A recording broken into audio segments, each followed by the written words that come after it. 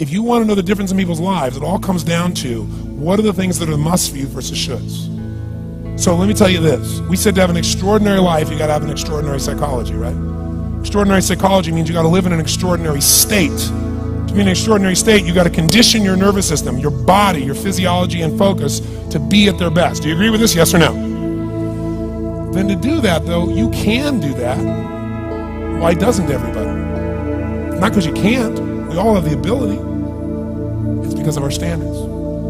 I remember a time early in my career, I was about 24, and I went to do a seminar in Boston. And in those days, a big seminar for me was like 125 people. And it was a 3-day seminar, and we worked around the clock, and people made such extraordinary changes in their life. And at the end of it, I was feeling so fulfilled. I was thinking, my God, I'm 24, maybe 25 at the time. And I am so happy because I have found my mission in life. I'm doing what I love. It's making a difference in people's lives. This is extraordinary.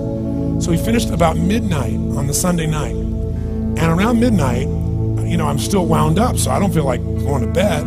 So I decided, okay, let me take a walk here, and I decided to go through Copley Square. If you've been through Copley Square, it's a pretty neat place. Because in Copley Square, you can look up and you can see buildings that were here before we were known as the United States. And beside them, you see skyscrapers that are new. It's a pretty cool place. So I'm walking around midnight on Sunday night. There's nobody in Copley Square midnight on Sunday night. And I'm walking along, and I see this guy in the distance, and he's kind of stumbling back and forth between the gutter and the sidewalk.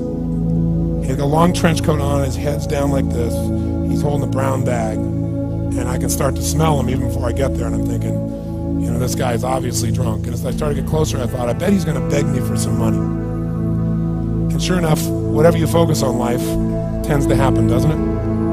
So sure enough, he gets real close to me, and I thought all of a sudden he wasn't going to do it, and all of a sudden he popped his head up. It was really weird. He went, "Mister!" And this really bizarre looking sounding voice. He went, "Mister, could you loan me a quarter?"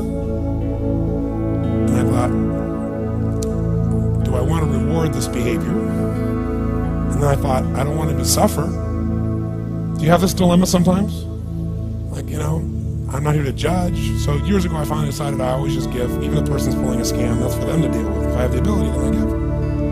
And so I thought, but could I teach him something? So I asked him a question back. I said, is that all you want is a quarter? So he goes, yeah, just one quarter. One quarter changed my whole life. One quarter. I said, really? He said, yeah, one quarter. So I reached in my pocket, and I pulled out my money clip. And in those days, I was very young, just starting to succeed. And my original mentor was a man named Jim Rohn. I don't know how many have heard of Jim Rohn? Yeah, he's a great guy. And Jim told me, he said, Tony, look, you've come from a poor background. You got a poor psychology. You got to change it. He said, you don't have any money, so pretend you do. He said, start training your brain, condition it.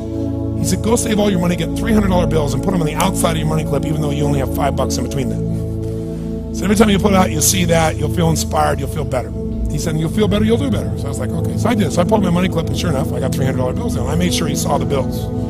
So I'm tearing through that, right? Looking in between there, see if I can find some change. But I made sure he saw it. Sure enough, he's looking at the $100 bills, checking it out. I find the quarter, I pull it out, take the money, put it in my pocket. I notice he's watching my hand going into the pocket. I took the quarter and I looked at him and I said, sir,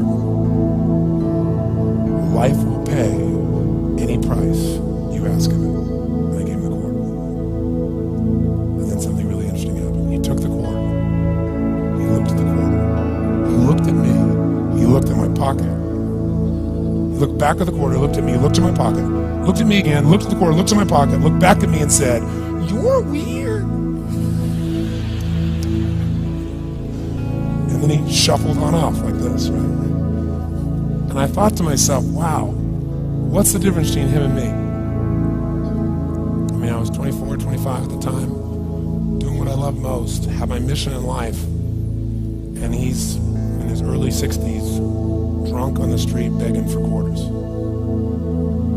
What's the difference? And I thought, well, maybe God's blessed me because I'm such a good person. I thought, he's such a bad person, that's such bull. And I thought, wow, maybe the answer to that question is what I just told him. Life will pay whatever price you ask of it. But you know what's interesting? You got to ask intelligently. In the Bible it says, ask and you shall what?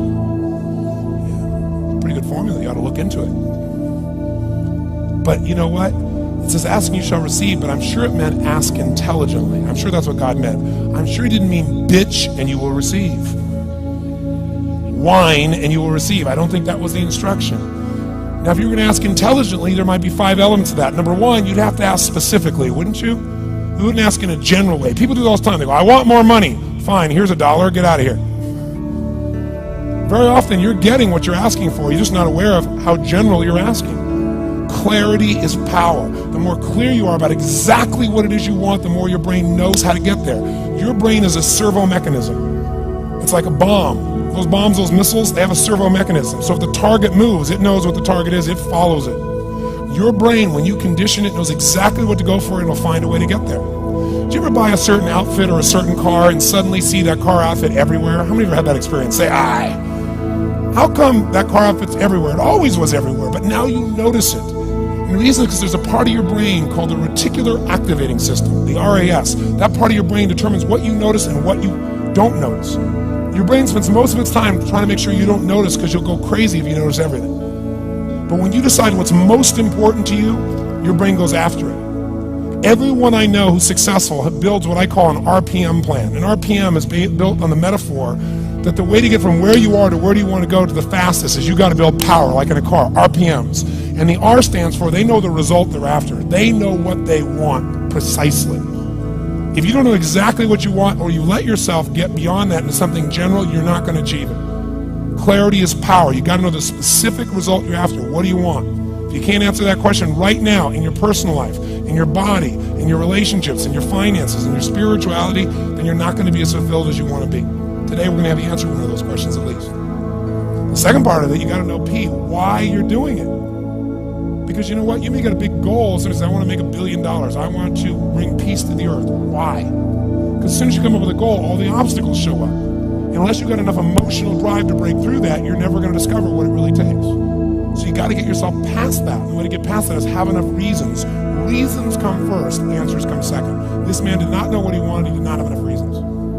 To ask intelligently, you got to ask specifically. To ask intelligently, you got to know why you want it, have enough drive to make it happen, enough juice to make it happen. If you don't have enough reasons, you will not make it happen. And the M is, what is your massive action plan? What is going to get you to actually fall through? Because the first plan's not going to work and the second plan's going to work, so you better have enough plans that if the first 2 don't work, you still got something else. Otherwise, you're going to be having excuses why it didn't work. So asking intelligently requires that. So if we're going to be extraordinary in our results, we've got to be in an extraordinary state. We've got to know what we want and we've got to go use it.